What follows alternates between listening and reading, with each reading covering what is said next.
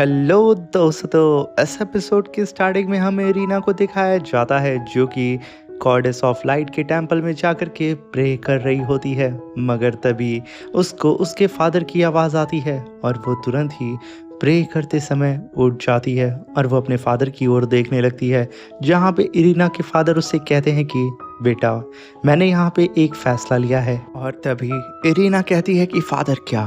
तभी उसके फादर कहते हैं कि मैंने ये फैसला लिया है कि मैं अपने किंगडम को सौंपने वाला हूँ इलेक्ट्रो लक्स को। ये सुनकर के इरीना कहती है कि आखिर आप ये मेरे साथ कैसे कर सकते हैं? ये मेरे बचपन का सपना था कि मैं अपने किंगडम की क्वीन बनूं।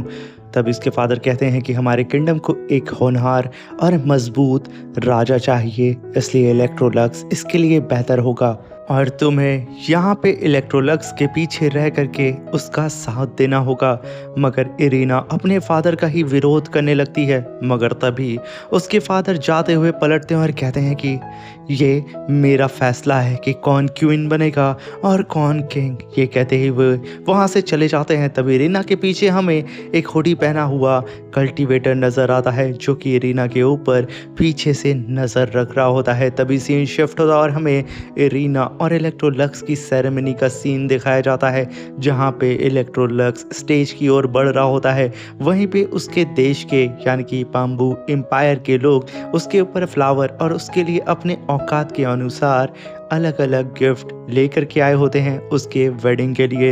ये देख करके इलेक्ट्रोलक्स काफ़ी खुश होता है और वो तुरंत ही अपने सारे लोग से कहता है कि आप सभी लोगों का तहे दिल से धन्यवाद कि आप लोगों ने मेरी शादी से पहले ही मुझे ये शानदार तोहफा दिया है। मैं सच में इन सारे तोहफों के लिए आप सब लोगों को तहे दिल से धन्यवाद कहता हूँ। ये कहते हुए वो आगे बढ़ रहा होता है। मगर तभी उसको पीछे से उसके फादर की आवाज़ आती है और वो कहते हैं कि इलेक्ट्रोलक्स, हमने भी यहाँ पे तुम्हारे लिए एक तोहफे का इंतज़ाम किया है।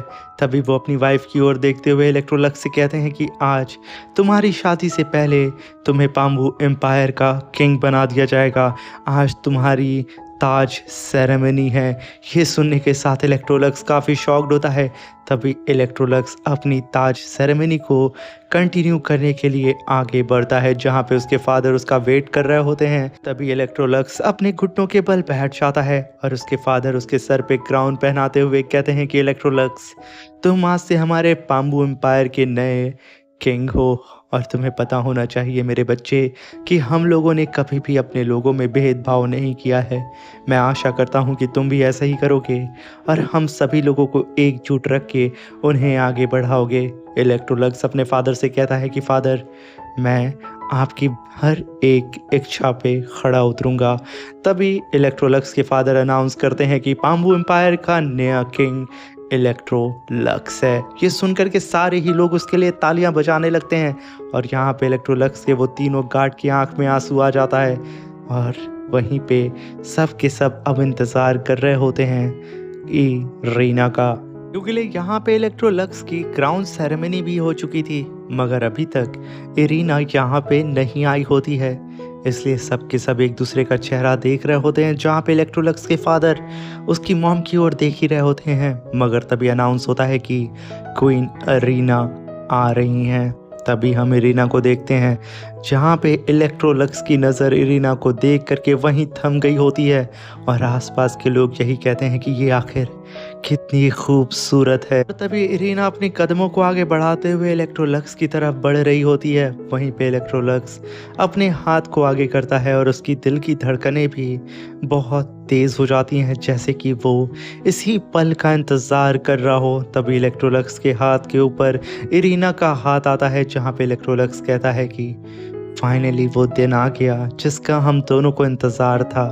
तभी पादरी वहाँ पे आता है और इन दोनों की ही वेडिंग को स्टार्ट करता है, जहाँ पे वो कहता है कि तुम दोनों यहाँ पे गॉडेस ऑफ लाइट को साक्षी मानते हुए तुम दोनों एक दूसरे को हस्बैंड और वाइफ मानते हो। तभी इलेक्ट्रोलक्स कहता है कि मैं इलेक्ट्रोलक्स।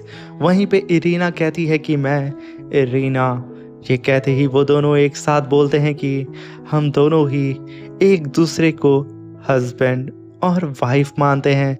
और तभी पादरी कहता है कि तुम लोग गॉडेस ऑफ लाइट के सामने ये कसम खाओ कि तुम लोग कभी भी एक दूसरे का साथ नहीं छोड़ोगे। ये सुनकर के इलेक्ट्रोलक्स के गार्ड और भी ज़्यादा रोने लगते हैं क्योंकि सच में इतने सालों के बाद उसके लॉर्ड की शादी जो होने वाली थी। वहीं पे इरीना इलेक्ट्रोलक्स एक दूसरे का हाथ पकड़ते हैं और उनके हाथ में जो पेंडेंट होता है वो भी जुड़ जाता है। मगर अफसोस की बात ये होती है कि पिछली बार बचपन में जब इनकी शादी तय हुई थी और ये पेंडेंट जुड़ा था तो वो चमका था, मगर इस बार इन दोनों में से कोई एक झूठ बोल रहा होता है, इसलिए वो चमकता नहीं है। तभी पादरी ऑफिशियली अनाउंस कर देता है कि तुम दोनों आज से और इसी वक्त से हस्बैंड वाइफ हो। तभी वहाँ के सारे लोग फूलों की बरसात करने लगते हैं। तभी इलेक्ट्रोलक्स इरीना से कहता है कि इरीना, हम दोनों को सिर्फ हमारी मौत ही अलग कर सकती है। मैं तुमसे अपने दिल की गहराई से भी ज़्यादा प्यार करता हूँ। ये कहने के साथ इलेक्ट्रोलक्स इरीना की ओर देखता है। तभी इरीना उसे गले लगाते हुए कहती है कि इलेक्ट्रोलक्स, अभी तुमने मुझसे कहा ना कि हम दोनों को सिर्फ जुदा अगर कोई कर सकता है तो वो मौत, क्या ये सच है? इलेक्ट्रोलक्स इरीना की बात को सुन करके कहता है कि हाँ, ये सच है। अगर तभी इरीना पॉइजन से लगे हुए एक ड्रैगर को सीधा ही उठा करके इलेक्ट्रोलक्स के पेट में घुसेड़ देती है और उसे घुमा करके उसके दिल को फाड़ करके रख देती है। वहीं पे इलेक्ट्रोलक्स के लिए जैसे कि उसका समय ही रुक चुका हो और इलेक्ट्रोलक्स की बॉडी के अंदर की सारी लाइट की पावर उस खंजर के अंदर जा रही होती है।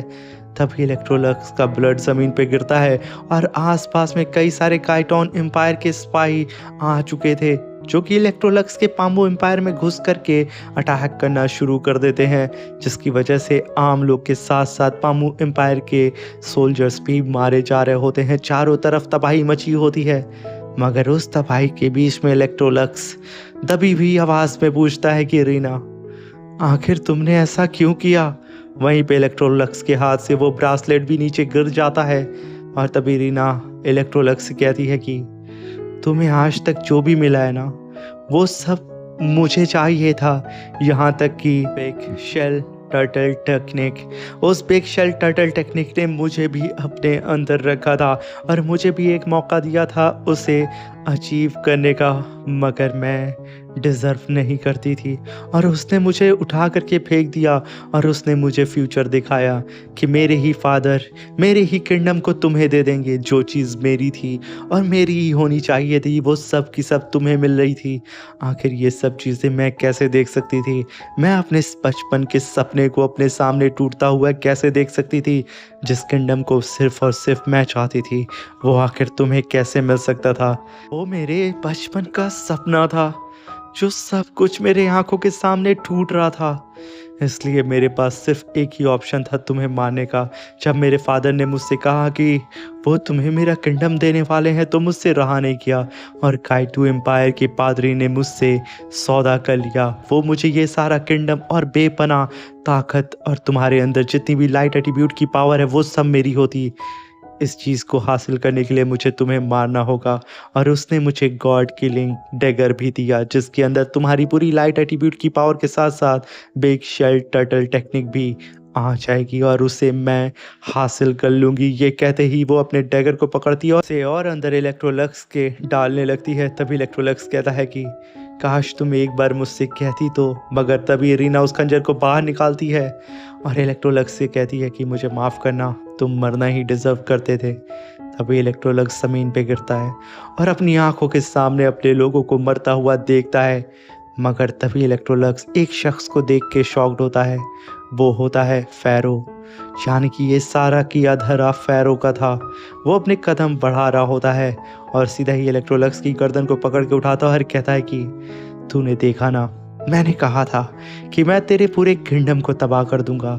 ये सब कुछ मेरा है। तेरे लोग तेरी आंख के सामने मर रहे हैं और अब तेरी बारी है। मगर तभी एक थंडर स्ट्राइक सीधा ही फ़ैरो को लगती है और वो इलेक्ट्रोलक्स से दूर हो जाता है। ये अटैक करने वाला और कोई नहीं, इलेक्ट्रोलक्स के मॉम डैड होते हैं। वहीं पे इलेक्ट्रोलक्स के गार्ड डायलन और शैडो ऑल वो दोनों ही आकर के इलेक्ट्रोलक्स को संभालने लगते हैं, जहाँ पे इलेक्ट्रोलक्स अपनी आंखों से अपने मॉम और डैड को फाइट करता हुआ देख रहा होता है। उसके लिए जहाँ पे इलेक्ट्रोलक्स अब कुछ भी नहीं कर सकता था क्योंकि वो बहुत ज़्यादा घायल हो चुका था। तभी इलेक्ट्रोलक्स के फादर उसके दोनों गार्ड से कहते हैं कि टाइलन, शैडो आउल, जल्दी से जल्दी इलेक्ट्रोलक्स को यहाँ से लेकर के जाओ। रही बात इन सब की, तो इन सब को हम हैंडल कर लेंगे, बस तुम लोग मेरे बेटे को यहाँ से लेके जाओ। तभी फेरो, जो कि इलेक्ट्रोलक्स की मॉम से फाइट कर रहा होता है, और ये सब चीज़ इलेक्ट्रोलक्स देख रहा होता है, और उसकी आंख के सामने फेरो ने उसकी मॉम को तलवार घोंप करके मार दिया होता है। इलेक्ट्रोलक्स ये देख करके टूट चुका होता है और उसकी आंखों से आंसू गिर रहे होते हैं। वो बेसहारा लाचार होकर के सिर्फ अपनी मॉम और अपने डैड को मरता हुआ देख रहा होता है। तभी रीना इलेक्ट्रोलक्स के उसी खंजर को गोल गोल घुमाती है और एक इविल फॉर्मेशन बना करके आसपास में जितने भी बैम्बू एम्पायर के लोग, सोल्जर्स, उन सबको जला करके उनकी एनर्जी को कंज्यूम करने लगती है अपने उसी डैगर के अंदर, जहाँ पे वो अपने फादर तक को नहीं छोड़ती है। वहीं पे इलेक्ट्रोलक्स के वो दोनों गार्ड, जहाँ पे शैडो आउल इलेक्ट्रोलक्स को अपने कंधे पे उठाया था, वहीं पे टाइलन आने वाले जितने भी सिपाही होते हैं उसके सामने उन सबको मार करके रास्ता क्लियर कर रहा होता है। मगर तभी शैडो आउल इलेक्ट्रोलक्स को एक कोने में ले जा करके छुपा देता है और उससे कहता है कि लॉर्ड, आप यहाँ रहिए, हमारे पीछे काफ़ी सिपाही हैं, मैं उन्हें डिस्ट्रैक्ट करके आपको बचाने के लिए आऊँगा। तभी वो वहाँ से भागने लगता है और उसके पीछे सिपाही आने लगते हैं। मगर अफसोस की बात ये होती है कि अब इलेक्ट्रोलक्स अकेला पड़ चुका था और इलेक्ट्रोलक्स अपने ही चाहने वालों की मौत की चीखें सुन रहा होता है। और कुछ देर के बाद इलेक्ट्रोलक्स के मॉम, डैड, उसकी अपनी जनता, यहाँ तक कि सब कुछ तबाह हो चुका होता है। उसका रॉयल गार्ड टाइलन भी मारा जा चुका होता है, यहाँ तक कि शैडो आउल भी मारा जा चुका था। कोई भी जिंदा नहीं बचता है। मगर तभी इलेक्ट्रोलक्स के पास एक छोटा बच्चा आता है जो कि इलेक्ट्रोलक्स से काइटोन एम्पायर के अंदर मिला था। वो आकर के इलेक्ट्रोलक्स के पास बैठता है और कहता है कि सन ऑफ लाइट, हम आपको कुछ होने नहीं देंगे। वो अपने साथियों को बुलाता है और उसके दो साथी आकर के इलेक्ट्रोलक्स को उठा करके वहां से लेकर के सेफ जोन की ओर जा रहे होते हैं। इलेक्ट्रोलक्स के पास इतनी हिम्मत नहीं होती है कि वो यहाँ पे कुछ बोल सके। तभी इलेक्ट्रोलक्स देखता है कि वो एक टेम्पल में आ रहा है और उसके सामने एक बड़ा सा दरवाज़ा खुल रहा है। मगर जब वो अपने सामने होली चर्च के पादरी और अपने दुश्मनों को देखता है, वो दहल चुका था कि आखिर यहाँ पे क्या हो रहा है। और इलेक्ट्रोलक्स के सामने हर कड़ी खुलने लगती है, यानी कि इन सब के पीछे होली चर्च का पादरी था जो कि ये सब कुछ करा रहा होता है, जिसने ये सारे ही खेल को रचा होता है। ये जान करके इलेक्ट्रोलक्स काफ़ी टूट चुका था। मगर तभी वो छोटा सा बच्चा इलेक्ट्रोलक्स के पीठ पीछे एक खंजर घोंप देता है, यहाँ तक कि इलेक्ट्रोलक्स की बची खुची जान भी वहाँ से निकल जाती है। तभी फेरो आगे बढ़ता है और वो अपनी डिवाइन स्वॉर्ड से सीधा ही इलेक्ट्रोलक्स के चेस्ट पे वार करता है और उसे और भी ज़्यादा घायल करा देता है। और ये सब कुछ पादरी ही करा रहा होता है, जहाँ पे इलेक्ट्रोलक्स के ऊपर लगातार उसके दुश्मन अटैक किए जा रहे होते हैं, वहीं पे वो पादरी नाच रहा होता है। और लास्ट में अटैक करने के लिए आती है रीना, जो कि आते के साथ इलेक्ट्रोलक्स को फाइनल अटैक करके और भी ज़्यादा घायल कर देती है। वहीं पे वो छोटा सा बच्चा चिल्ला करके कहता है कि होली चर्च के पादरी हमेशा अमर रहें। वहीं पे इलेक्ट्रोलक्स ज़मीन पे गिरा होता है और उसके दुश्मन चारों ही तरफ से उसे घेरे होते हैं और उसकी मौत पे हंस रहे होते हैं। वहीं पे इलेक्ट्रोलक्स अपनी आखिरी सांस गिन रहा होता है। इलेक्ट्रोलक्स के साथ मरते मरते उसका सन मून गॉड स्नेल भी उसी तरीके से घायल हो जाता है और वो कहता है कि इलेक्ट्रोलक्स, क्या यही हमारा आखिरी वक्त है? क्या हम लोग इस तरीके से मरेंगे? मैंने ये सोचा भी नहीं था, मैंने ये फ्यूचर में देखा भी नहीं था। आखिर ये सब कैसे हो सकता है? ये कहते हुए वो वहाँ पे इलेक्ट्रोलक्स को पुकार रहा होता है। और इसी के साथ मेरे प्यारे दोस्तों, ये एपिसोड ख़त्म हो जाता है। इसका नेक्स्ट एपिसोड बहुत ही ज़्यादा इंटरेस्टिंग और ख़तरनाक होने वाला है, तो जल्दी से जल्दी चैनल को सब्सक्राइब करके 20K सब्सक्राइबर को कंप्लीट कर दे मेरे प्यारे भाइयों। और साथ में मेरे प्यारे दोस्तों, ये वीडियो आपको कैसी लगी है कमेंट बॉक्स में ज़रूर बताइएगा। Thank you for watching, bye bye, love you all.